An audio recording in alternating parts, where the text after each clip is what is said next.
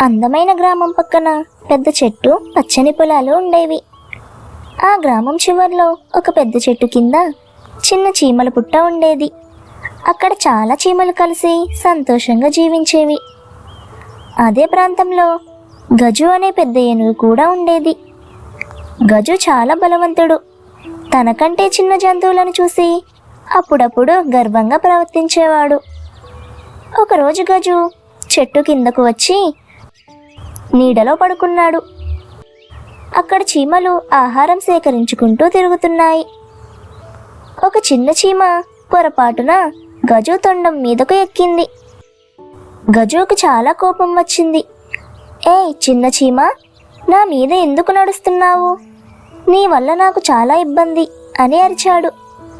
చీమ భయపడుతూ, క్షమించండి గజు అన్నయ్య, నేను కావాలని చేయలేదు, తెలియకుండా మీ మీదకు వచ్చాను అని చెప్పింది. గజు నవ్వుతూ, నీలాంటి చిన్న చీమ నాకు ఏం సహాయం చేయగలదు? నేను అడవిలోనే పెద్దవాడిని అని అన్నాడు. చీమ ఏమీ అనకుండా అక్కడి నుంచి వెళ్ళిపోయింది. కొన్ని రోజుల తర్వాత గజు ఒక పొలానికి వెళ్ళాడు. అక్కడ రైతు వేసిన పంటలను తినకుండా పొలం పక్కనే ఉన్న చెట్ల ఆకులు తింటూ ముందుకు వెళ్తున్నాడు. అంతలో అతని కాలు ఒక పెద్ద గుంతలో పడిపోయింది. అయ్యో అని గజు గట్టిగా అరిచాడు. అతను ఎంత ప్రయత్నించినా బయటకు రాలేకపోయాడు. ఎవరైనా ఉన్నారా, నన్ను కాపాడండి అని గజు అరుస్తూ సహాయం కోసం ఎదురుచూశాడు. అదే సమయంలో ఆ చిన్న చీమ అక్కడికి వచ్చింది. గజుని చూసి చీమకు విషయం అర్థమైంది. గజు అన్నయ్య, మీరు భయపడకండి, మేమంతా కలిసి మీకు సహాయం చేస్తాం అని అంది. గజు ఆశ్చర్యపోయాడు. నువ్వు ఇంత పెద్ద ఏనుగును ఎలా కాపాడగలవు అని అడిగాడు.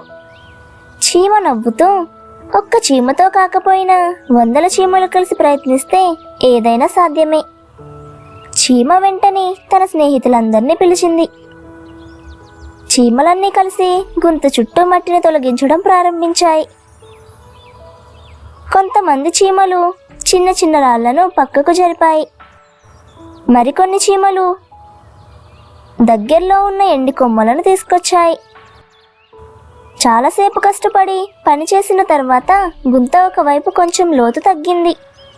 గజు అన్నయ్య, ఇప్పుడు మీరు మెల్లగా పైకి రావడానికి ప్రయత్నించండి అని చీమ చెప్పింది. గజు తన శక్తినంతా ఉపయోగించి ముందుకు కదిలాడు. ప్రయత్నించగా మూడోసారి చివరికి గజు గుంత నుంచి బయటకు వచ్చాడు. అతనికి చాలా ఆనందం కలిగింది.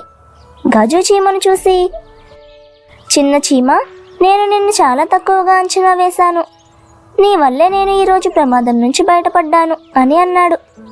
చీమ నవ్వుతూ, ఎవరిని చిన్నవారని తక్కువగా చూడకూడదు, ప్రతి ఒక్కరికి ఏదో ఒక ప్రత్యేకమైన శక్తి ఉంటుంది. గజు తలదించుకున్నాడు. నిజమే, నా బలం గురించి నేను గర్వపడ్డాను, కానీ ఈరోజు నాకు ఒక గొప్ప పాఠం తెలిసింది అన్నాడు. ఆ రోజు నుంచి గజు తన గర్వాన్ని వదిలేశాడు. చిన్న జంతువులందరితో ప్రేమగా స్నేహంగా ఉండడం ప్రారంభించాడు. చీమలు కూడా గజును తమ మంచి స్నేహితుడిగా భావించాయి. కొన్ని రోజుల తర్వాత ఆ ప్రాంతంలో భారీ వర్షాలు వచ్చాయి. చీమల పుట్టలోకి నీరు రావడం ప్రారంభమైంది. చీమలు చాలా భయపడ్డాయి. గజు విషయం తెలుసుకున్న వెంటనే అక్కడికి పరిగెత్తుకొచ్చాడు.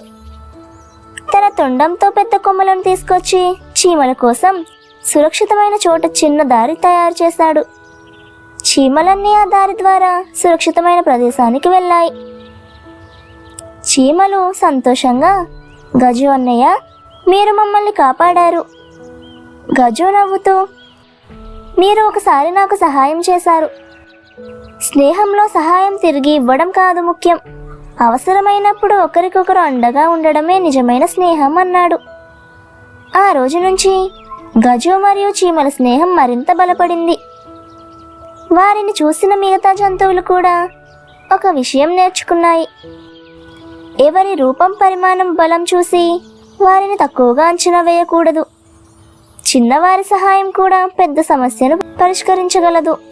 ఈ కథలో నీతి: చిన్నవారని తక్కువగా చూడకూడదు. ప్రతి ఒక్కరిలోనూ ఒక ప్రత్యేకమైన శక్తి ఉంటుంది. ఐకమత్యంతో, స్నేహంతో కలిసి పనిచేస్తే ఎలాంటి కష్టాన్నైనా అధిగమించవచ్చు.